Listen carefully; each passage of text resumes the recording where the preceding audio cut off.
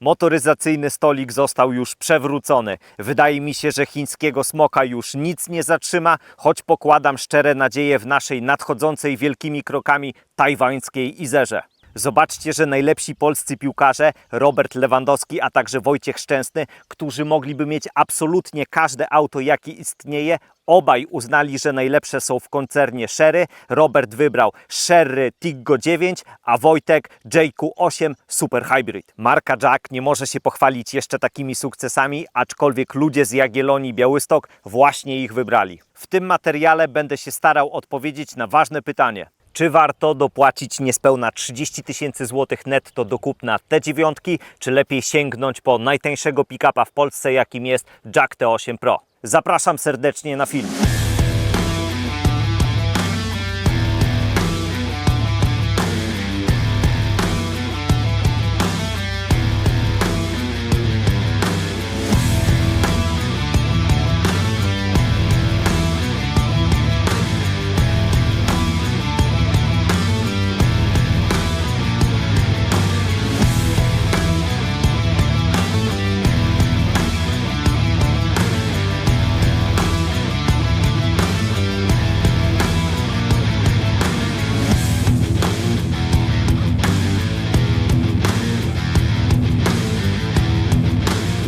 Na sam przód, jak zawsze, lecimy z zestawem ciekawostek barowych. Profilaktycznie przypominam, że marka Jack nie jest to świeżo wyrośnięty krzak. Działają na rynku od 1964 roku, kują autobusy, auta użytkowe oraz ciężarówki, romansują z Dieselgate'em, NIO, a także z Huawei'em, z którym stworzyli luksusową markę samochodów Maxtro, na punkcie której oszaleli Chińczycy. Moim zdaniem Maxtro dokonało czegoś, co jeszcze niedawno się wydawało niemożliwe, mianowicie zdetronizowało wielką niemiecką trójcę w segmencie ultraluksusowym.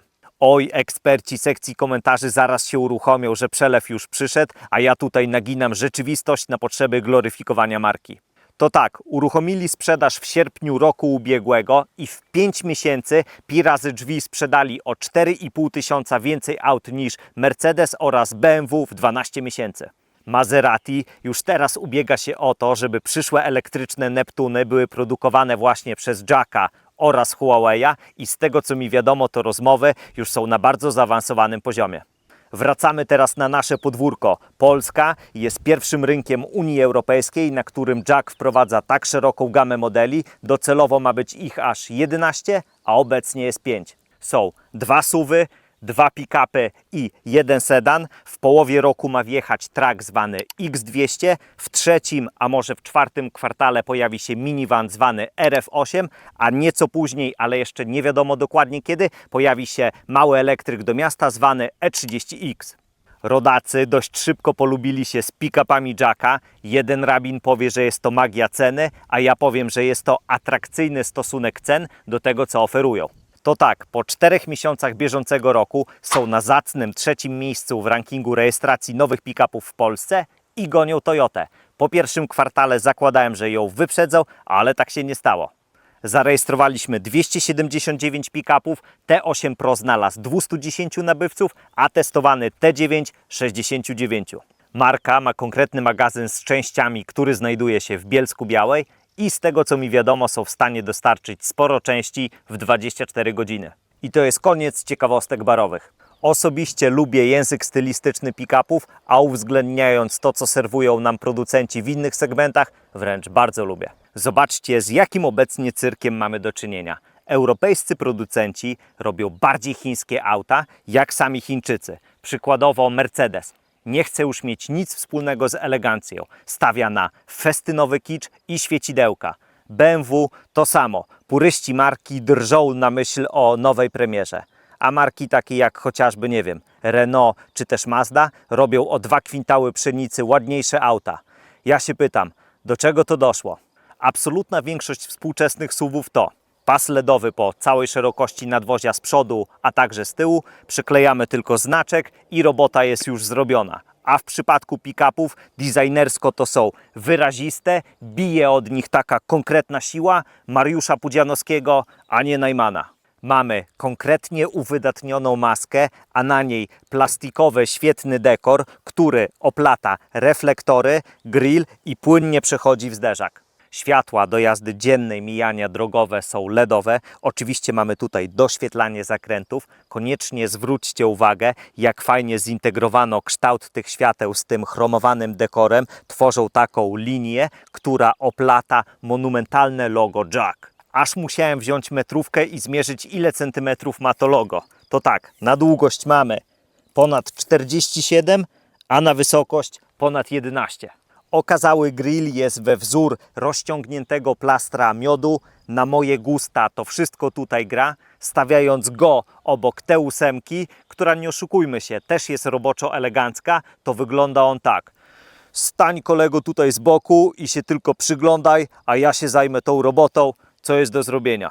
Profil ciosany jest toporem i zresztą bardzo dobrze. Przełamany jest dwiema liniami. Ta u góry ma początek przy atrapie wylotu powietrza, a ta u dołu przy osłonie nadkoli. No i one się tak rozciągają niemal po całej szerokości nadwozia. Mamy konkretne relingi dachowe, atrakcyjne chromowane dekory, które są na lusterkach bocznych, klamkach oraz na tych atrapach wylotów powietrza. Stopień jest konkretnych rozmiarów, idzie tutaj wygodnie stopę postawić. Oczywiście odziany jest w logotyp Jack. Mamy kierunkowskazy w lusterkach oraz jeszcze po 2 uchwyty na burtach. Felgi są w rozmiarze 18 cali, mają taki wygląd jakby dwukolorowej pajęczyny. Do mnie ich wzór nie trafia. Na nie nawleczone są opony marki Gitti w rozmiarze 265/60. Uprzedzając pytania, to nie mamy do wyboru innych wzorów felg, ale mamy tutaj system monitorowania powietrza w oponach. Zbiornik paliwa mamy tej samej pojemności co w T8, mianowicie mierzy on 76 litrów. Przy deklarowanym zużyciu przez producenta pokonamy na pełnym zbiorniku około 800 km. T9 od T8 jest większa, cięższa, ma większą ładowność oraz ma większą skrzynię ładunkową, ale ma mniejszy prześwit, mniejszy kąt natarcia oraz kąt zejścia, a także ma dużo mniejszą głębokość brodzenia. Auto mierzy na długość ponad 5,3 metra, na szerokość prawie 2 metry, na wysokość prawie 1,9 metra. Z kolei wielebny rozstaw osi to ponad 3,1 metra. Prześwit 210 mm, kąt natarcia 27 stopni, kąt zejścia 23 stopnie, kąt rampowy 23,5 stopnia, a maksymalna głębokość brodzenia to 800 mm. Doprawdy nie wiem, co marka Jack ma z działem wyrażania siebie. To jest niezłej klasy oksymoron. Otóż, kupując Jacka T9, możemy wyrazić siebie, wybierając spośród jednego wzoru felg, spośród jednego rodzaju tapicerki i aż 7 kolorów nadwozia. Normalnie, jeśli dobrze liczę, to kombinacji jest jakieś 4,5 miliarda. 4 litery należycie się wpisują w wygląd auta. Po bokach mamy pionowe światła LEDowe, sprytnie ukrytą tylną kamerę tutaj przy uchwycie do otwierania klapy. Mamy wyżłobiony, potężny napis Jack oraz oczywiście oznaczenia od napędu, a także od wersji silnikowej. Nie mamy atrap końcówek układu wydechowego. Dziękować niebiosom nie mamy też atrapy dyfuzora, a pod spodem mamy ukryte pełnowymiarowe koło zapasowe. Na opcjonalnym haku bierzemy maksymalnie z hamulcem 3500 kg, czyli dokładnie tyle samo co w T8 Pro. Z dobrodziejstw na skrzyni ładunkowej, która pokryta jest specjalną powłoką odporną na korozję oraz zarysowania, mamy we wszystkich rogach 4 uchwyty. Jej wymiary to ponad 1,5 metra na długość, maksymalna szerokość prawie 1,6 metra, szerokość pomiędzy nadkolami to prawie 1,2 metra, z kolei wysokość to równo 47 cm. Maksymalna ładowność auta to 970 kg, a maksymalne obciążenie na klapie to 300 kg. Akurat na styk się łapie, że mogę na to stanąć.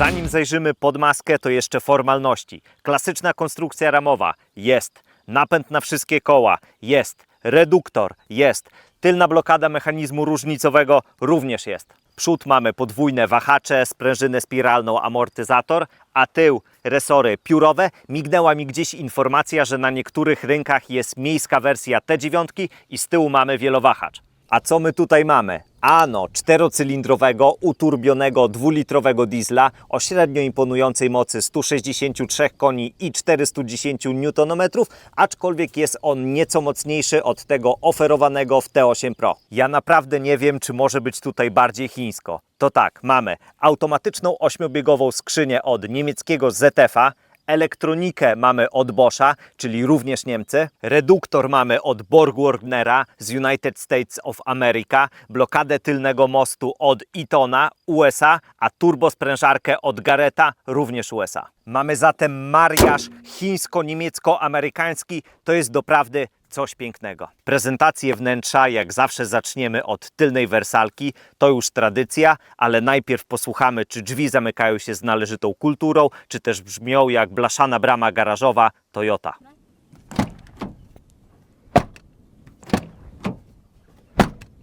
Szczerze, to ich dźwięk ma więcej kultury niż ostatnio testowane Hongshi HS3, które należy do segmentu premium. Drzwi wykończone są całe na twardo, z wyjątkiem okolicy podłokietnika. Są estetyczne, a nie robocze. Mamy tutaj sportowe, czerwone przeszycia, a także pikowanie na boczku, który wykonany jest z ekoskóry. Nikt tutaj o zdrowych zmysłach się prawdziwej skóry nie spodziewa, przynajmniej taką mam nadzieję. Są szyby w prądzie, dwie estetyczne listwy dekoracyjne, mało estetyczna atrapa górnego głośnika, a tutaj zobaczcie, zmieści się bez problemu duża butelka i fajnie. Miejsca jest tutaj w każdej płaszczyźnie pod dostatkiem. 1,75 metra siedzi ze sobą jak księciunio, z wyjątkiem ilości miejsca pod fotelami.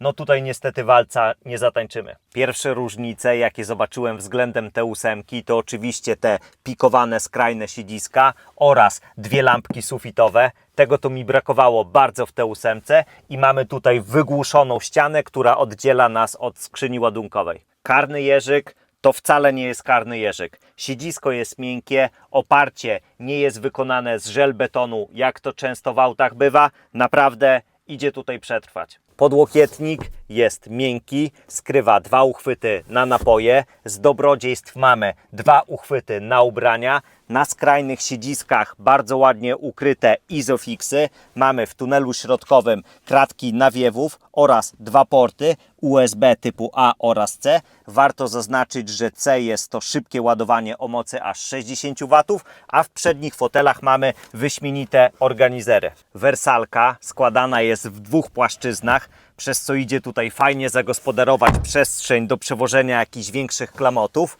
A tutaj pod siedziskami, zobaczcie, mamy jeszcze schowki na jakieś rzeczy. Bezkluczykowy dostęp jest za pomocą tych uroczych przycisków znajdujących się na klamce kierowcy oraz pasażera. Osobiście uwielbiam te staroświeckie rozwiązania. Drzwi przednie zrobiono bez faworyzowania, a szkoda cholera jasna, bo góra powinna być miękka, żeby zrobić komfortowy, zimny łokieć. Mamy tutaj zestaw klawiszy do otwierania wszystkich szyb, ich blokadę, a także centralny zamek. I tutaj się znalazł prawdziwy głośnik. Fotele to zupełnie inna para kaloszy niż w T8 i nie mam tutaj na myśli samego wyglądu. Te są o wiele bardziej komfortowe i co więcej są regulowane w prądzie. Fotel kierowcy w 6 kierunkach, a pasażera w 4 i mają jednostopniowe ogrzewanie. Zapomniałbym, nie mają regulacji odcinka lędźwiowego, nawet manualnej. Kierownica regulowana jest tylko w jednej płaszczyźnie i to w niewielkim zakresie. To straszna lipa, przez to wielu kierowców może mieć problem ze znalezieniem idealnej pozycji za kierownicą. W jej obronie powiem, że ma klasyczny kształt i dobrze leży w dłoniach i ma takie lekkie spłaszczenie u dołu. jest nieco inna niż w T8, ma estetyczny dekor na godzinie 12 oraz na dolnej wewnętrznej części wieńca. Nie mamy tutaj tandetnej plastikowej kratki oraz mamy nieco inny zestaw przycisków. Między innymi nie mamy tutaj takich selektorów. Lewy kciuk nie ma za wiele do roboty, gdyż obsługuje tylko tempomat. Z kolei prawy obsługuje cyfrowe zegary, przypisano funkcję ulubione, źródło dźwięku, obsługuje on audio, a także telefon. Fizyczne przyciski zawsze doceniam w dobie dotykowej zarazy. Spasowanie jest na wysokim poziomie, zresztą jak we wszystkich u nas oferowanych jackach. Oj, znalazłbym kilku europejskich producentów, którzy mogliby przyjść na korepetycje w tej kwestii do jacka. Widoczność w aucie w każdym kierunku jest na 5. Szczególnie doceniam wielkie boczne lusterka, w których elegancko wszystko widać, a w parkingowych manewrach wspomaga nas zestaw czujników przednich oraz tylnych, a także kamery 360, które są chyba nieco lepszej jakości niż te w T8, aczkolwiek nie dam sobie wąsów uciąć. 7-calowe cyfrowe zegary na pierwszy rzut oka wyglądają niemal identycznie, ale mają nieco inną szatę graficzną i co najważniejsze, jest tutaj ten motyw ze smokami oraz znaczkami Versace. Przyznaję, że tego mi najbardziej brakowało w T8. Nie wymagają szczególnego komentarza, są banalnie proste, zarazem czytelne. Ich szata graficzna sprawia wrażenie, jakby miała 15 lat, ale kompletnie mi to nie przeszkadza. Do wyboru mamy 2 motywy, te smoki oraz ten niebieski. Zobaczcie, jak się prezentuje. Właśnie tak. Deska rozdzielcza w pierwszym kontakcie jest bardzo podobna do tej z T8, aczkolwiek są tutaj pewne różnice. Między innymi mamy subtelne, nastrojowe oświetlenie wnętrza i mamy zupełnie inny zestaw przycisków. Jak dla mnie jest bardzo ładna. Na górze mamy użyteczną półkę, eleganckie przeszycia, masywne obudowy wokół kratek nawiewów. Przed pasażerem jest miękki dekor z ekoskóry. Aha, góra jest oczywiście miękka, a tak się prezentuje schowek przed pasażerem. Posłuchajcie, jaki wydaje epicki dźwięk przy zamykaniu, jakby ktoś siorbał. Przy lewym kolanie kierowcy mamy ustawienia lusterek bocznych, ustawienie wysokości świateł, a także przycisk od nitro, a poniżej mamy użyteczny schowek. Dotykowe centrum dowodzenia mierzy 10,4 cala. Wydaje mi się, że to jest toczka w toczkę to samo, co mamy w T8. Jest proste, intuicyjne i działa tak, jakby potrzebowało kawkę wypić. Z dobrodziejstw mamy tutaj Apple CarPlay, a także Android Auto po kablu. Przelecę szybko, żebyście zobaczyli, jak wygląda interfejs. Ekran główny, skróty, kolejne skróty. Tak wyglądają ustawienia pojazdu. Tak wygląda radio, oldschoolowo. Tak wygląda zakładka ciśnienie w oponach, a tak wyglądają kamery 360. A tu jeszcze mamy taki rzut, że wtedy z lusterek bocznych. Słuchajcie, mózg mi rozwalają niektóre tłumaczenia, a najlepsze z nich są w zakładce oświetlenie otoczenia.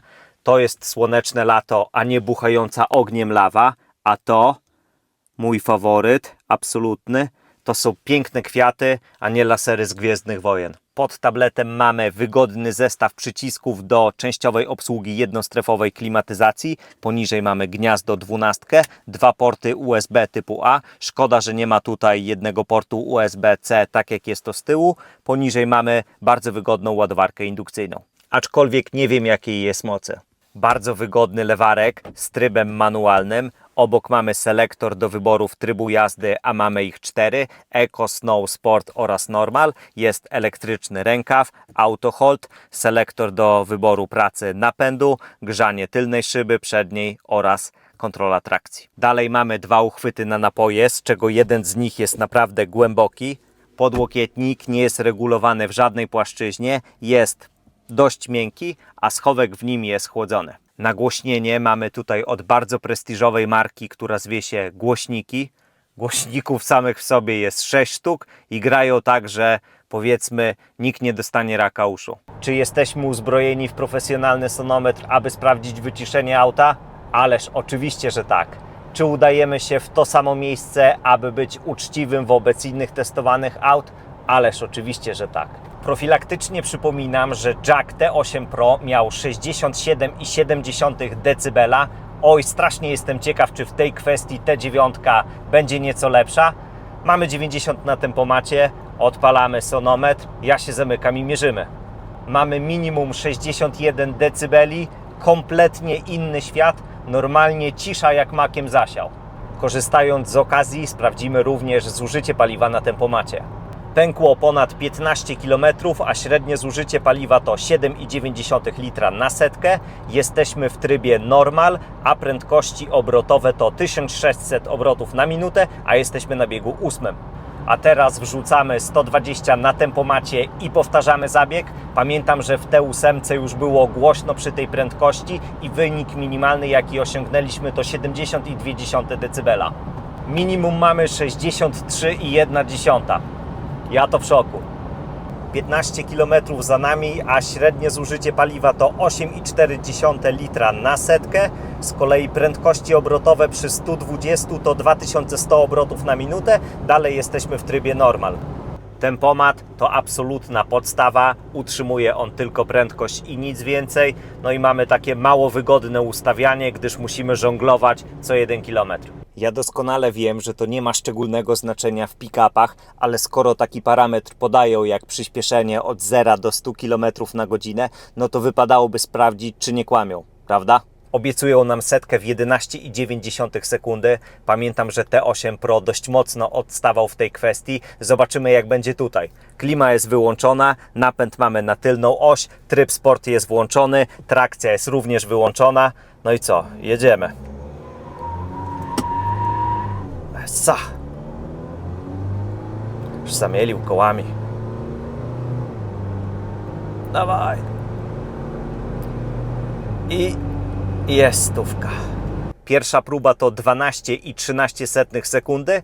Niewiele brakuje do deklaracji producenta. Spróbujemy teraz z włączoną kontrolą trakcji. Może będzie lepiej, zobaczmy.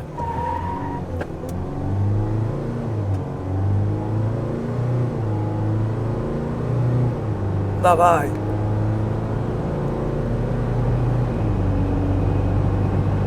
Z włączoną kontrolą trakcji mamy wynik gorszy o 0,01 sekundę. Dla formalności jeszcze sprawdźmy, jak to będzie z napędem na wszystkie koła. Uwaga.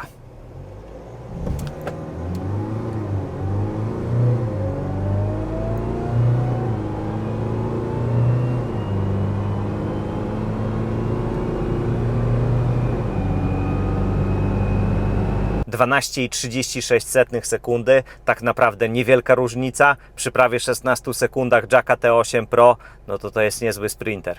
Sprawdźmy teraz 80-120, takie klasyczne wyprzedzanie ciężarówki w trybie sportowym.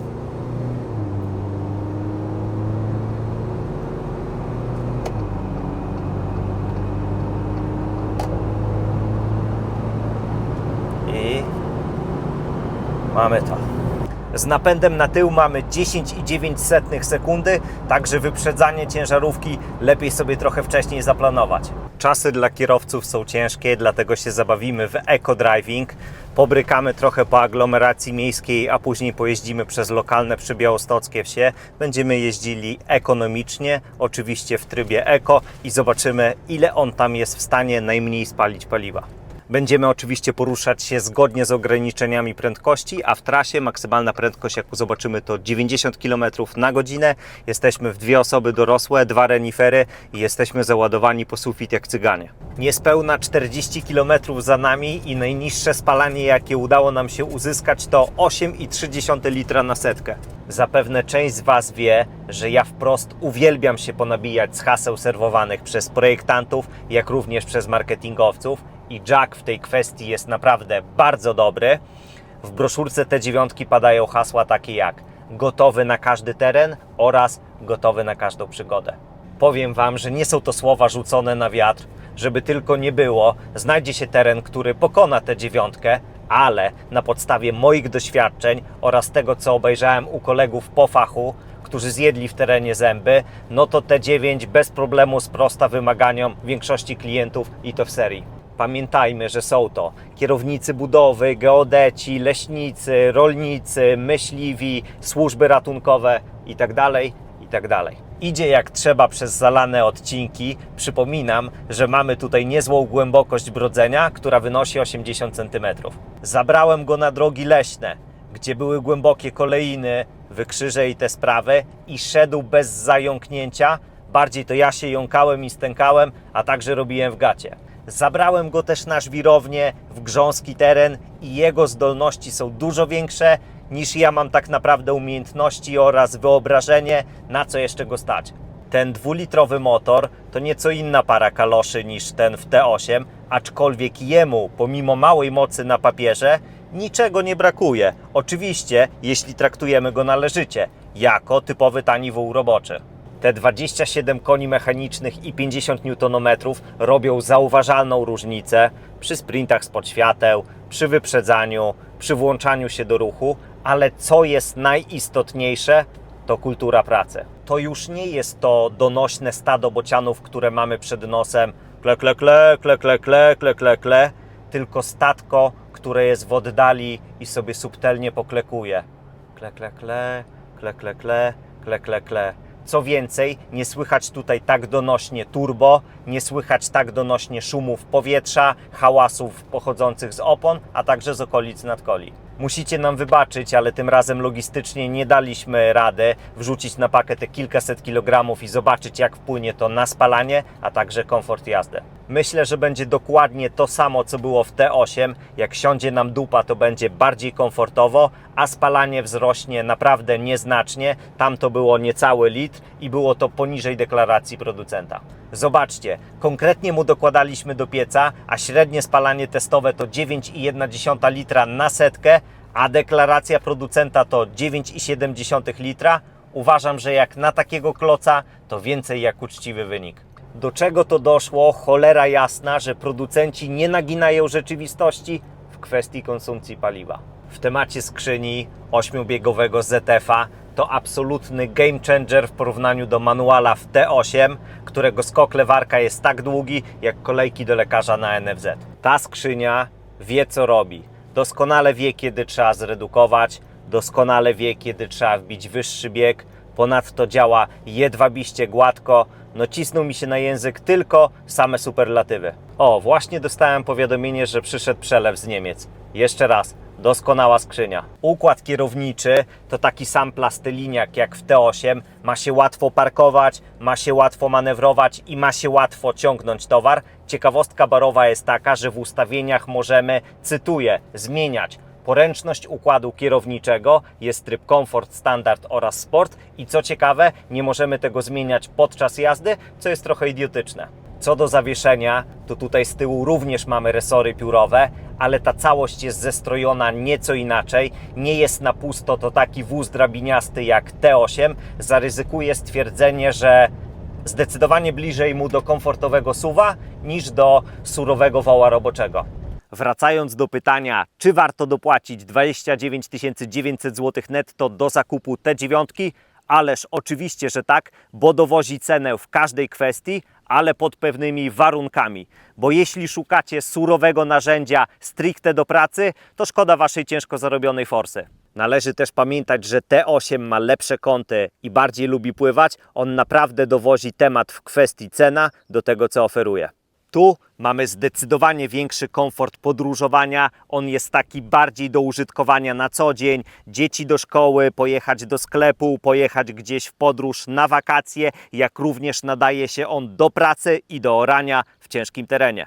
Śliczne dzięki, że obejrzeliście nasz film. Jeśli Wam się podobał, to koniecznie go podbijcie i zostawcie subskrypcję, aby nie przegapić kolejnych produkcji. Również śliczne dzięki dealerowi Jack Nord Auto Białystok za udostępnienie auta do testu. Bawiłem się naprawdę przednio.